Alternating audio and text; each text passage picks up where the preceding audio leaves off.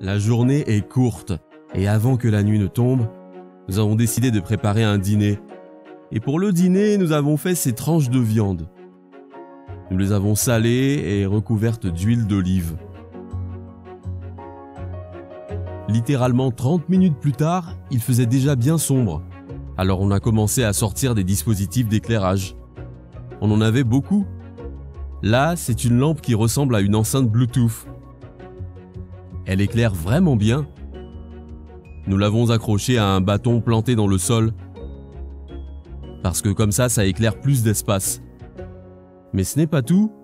Nous avions aussi 2 lampes similaires mais de tailles différentes. La plus grande marche comme un générateur électrique et elle est censée fonctionner plus longtemps. Je pense que maintenant nous aurons de la lumière pour toute la nuit. Nous avons bu du thé et décidé de faire cuire notre viande sur le feu. C'était une méthode assez primitive, juste la mettre sur des bâtons et la faire griller au-dessus du feu. On a eu un peu l'impression d'être des nomades, mais c'était vraiment délicieux et juteux au final. Comme lumière puissante, nous avions 7 lampes.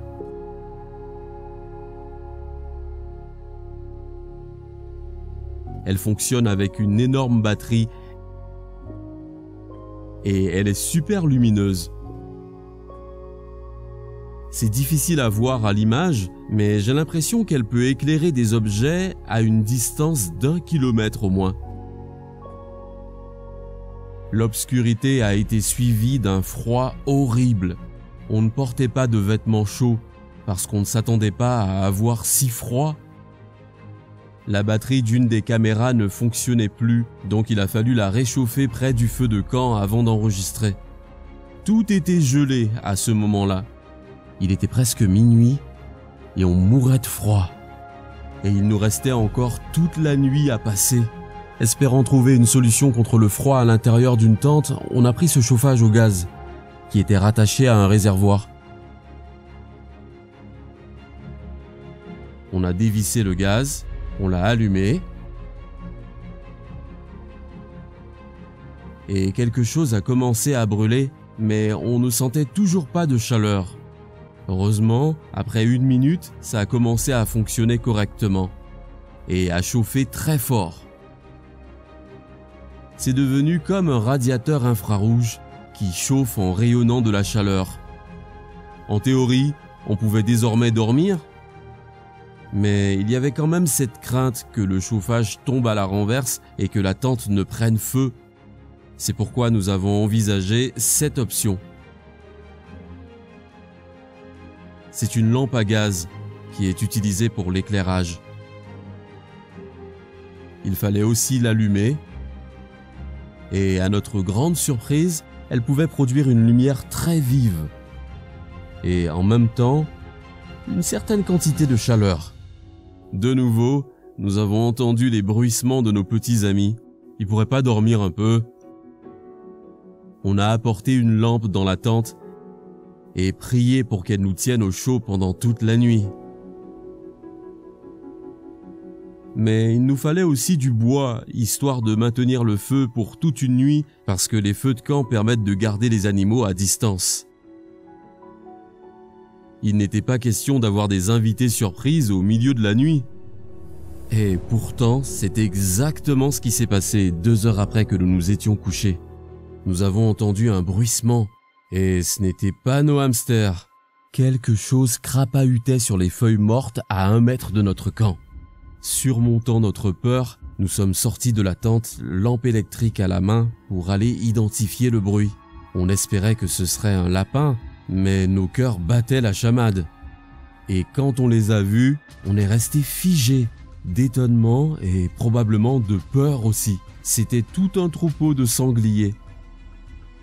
Ils fouillaient par terre et mangeaient quelque chose. Je sais pas pourquoi, mais ils ignoraient notre présence, sachant probablement qu'on ne représentait aucun danger. En fait, ils étaient environ une 15aine, c'est sûr. Le grand, là, est probablement le chef. S'ils avaient voulu, ils auraient pu nous charger et nous piétiner carrément. C'est pourquoi nous sommes restés debout pendant quelques minutes et sommes repartis prudemment vers notre camp. Honnêtement, on n'a pas pu dormir cette nuit-là. On a allumé la lumière au maximum. On a même sorti ces petites lampes USB et disposé une batterie portable.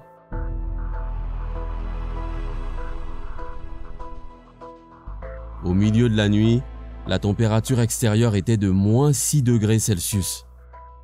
On avait des vêtements d'automne, couchés dans les sacs portant tout ce qu'on avait pu trouver. Le partenaire est allé dans le sac avec des chaussures aux pieds. La tente était destinée à être utilisée en automne, pas en hiver, avec un filet d'aération pour une bonne ventilation en été, sauf que aucune ventilation n'était nécessaire là. On a voulu boire de l'eau, mais elle avait commencé à geler. D'ailleurs, tout était gelé autour de nous. Au bout d'un moment, nous avons voulu plier bagages et filer à notre voiture pour arrêter tout ça. Mais du coup, on n'aurait pas pu terminer la vidéo. C'est seulement pour ça qu'on ne s'est pas autorisé à partir. Presque jusqu'au matin, on est resté dehors à essayer de se réchauffer près du feu de camp. Il n'y avait pas suffisamment de bois, alors on se baladait partout pour récupérer tout ce qu'on pouvait pour alimenter le feu de camp. C'était vraiment l'une des nuits les plus difficiles de notre vie. C'est seulement à l'aube qu'on a pu dormir un peu. Le matin est venu. Nous avons découvert que dans le chaos de la nuit, nous avions un peu déchiré un sac de couchage. Et en fait, il y a du duvet. Ça, c'est un bon sac. La lampe à gaz a brûlé jusqu'au matin, comme nos autres lampes. Une seule était éteinte, la plus petite. Après être revenus à la vie, nous avons emballé nos affaires et sommes rentrés à la maison, heureux d'avoir passé 24 heures dans la forêt. Si vous avez aimé cette vidéo, merci de la partager avec vos amis sur tous les réseaux sociaux. Vous pouvez le faire en utilisant juste le bouton sous la vidéo.